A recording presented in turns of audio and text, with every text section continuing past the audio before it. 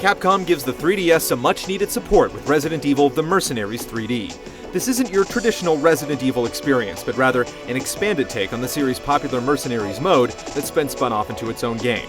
It spans 5 chapters with nearly 30 levels based on popular maps featured in Resident Evil 4 and 5, and your goal is to fend off endless waves of enemies and stay alive while racking up a high score. The result is a distinctly more single-minded Resident Evil experience.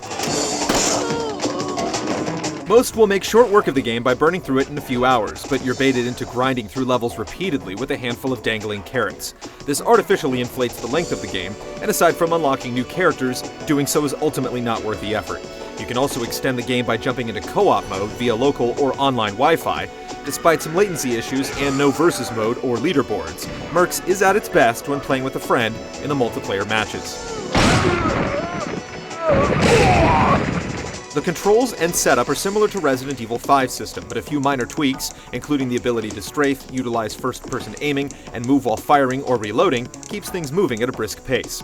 However, your character still moves like a tank, and in a fast-paced environment, this type of handling simply feels archaic.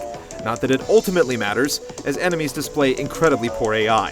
Except on the most difficult missions, they'll just hang back and allow you to have your way with them.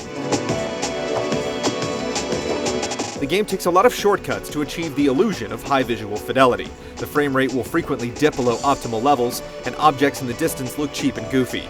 Merc's sound design is equally bad, gunshots sound like weak pops, the voice work is muffled and of low quality, and the explosions lack any real gusto. Show yourself! The soundtrack is upbeat and complements the action, but it's composed entirely of rehashed tunes from older games. There's not quite enough meat on this bone to satisfy the appetites of starved 3DS owners, so resist the temptation to bite. You should also be warned that there's only a single save file that can never be deleted, so proceed at your own risk. Capcom's certainly capable of delivering a better game than this quick and dirty rush job.